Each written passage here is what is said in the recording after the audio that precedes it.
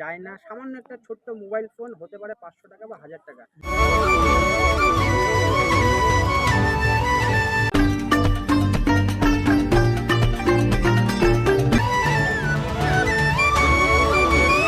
তো কেমন আছো বন্ধুরা?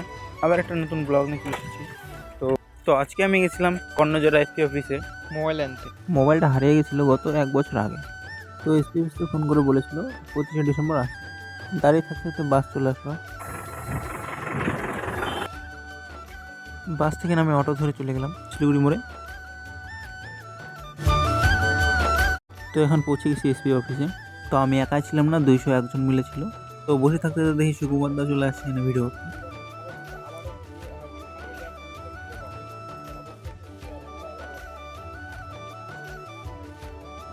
এবার আমার নাম ডাকলো, আমি চলে গেলাম।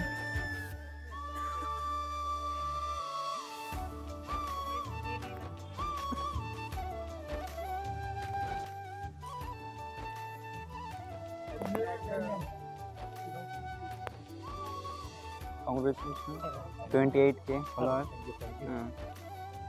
তো আজকে দেখা গেল সুমিতার সঙ্গে। বাপ্পা দা ফোন হারিয়েছিল, হ্যাঁ পাওয়া গেল ফোন, সেই খুশি তাহলে। ফোন পেয়েছে। Congratulations, 1.4 million subscriber followers. Thank you. কোথায় বাড়ি তুমি? এর সঙ্গে ওকে আগে নিয়ে এবার আমার ফোন হারালো, আমি কি করলাম, আমি কমপ্লেন করলাম থানাতে। ফার্স্ট প্রায়োরিটি থাকছে আমাদের সাইবার ক্রাইম। তো একটা ফোনের আইএমআই নাম্বার থাকে, তো সেই নাম্বার থেকে অনেক কিছু ট্র্যাক করা যায়। তো ওই প্রশাসন যতগুলো কেস পড়েছিল সেই কেসের আন্ডারে যতগুলো ফোন ছিল তারা কিন্তু রিকভারি করেছে। আজ মোটামুটি 201টা ফোন রিকভারি করেছে। যাদের ছিল তাদের কিছু হাতে ফিরিয়ে দিল সান্টা ক্লজের মাধ্যমে।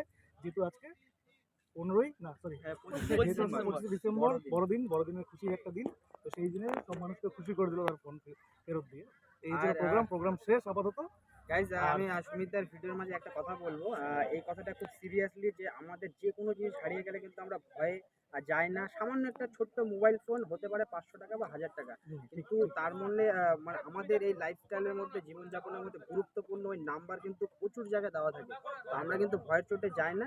তো তোমাদেরকে সবাইকে একটা রিকোয়েস্ট করব, যে যখনই হারিয়ে যাবে, নিখোঁজ মানে যেরকমভাবে হারিয়ে যাক, চুরি হোক, তো তোমরা যাদের লোকাল যেই জায়গায় থানা হোক বা যেই জায়গাতে হোক, তোমরা গিয়ে কিন্তু সেখানে কিন্তু একটা ছোট্ট জিডি করবে, কমপ্লেন করবে। তাতে কি হবে, আগামী দিনে কিন্তু প্রশাসন তাদের কাজ করবে। হতে পারে যে 5 বছর পরে একজন ফোন পেয়েছে, তো তোমরা কিন্তু অবশ্যই এই কাজটা করবে।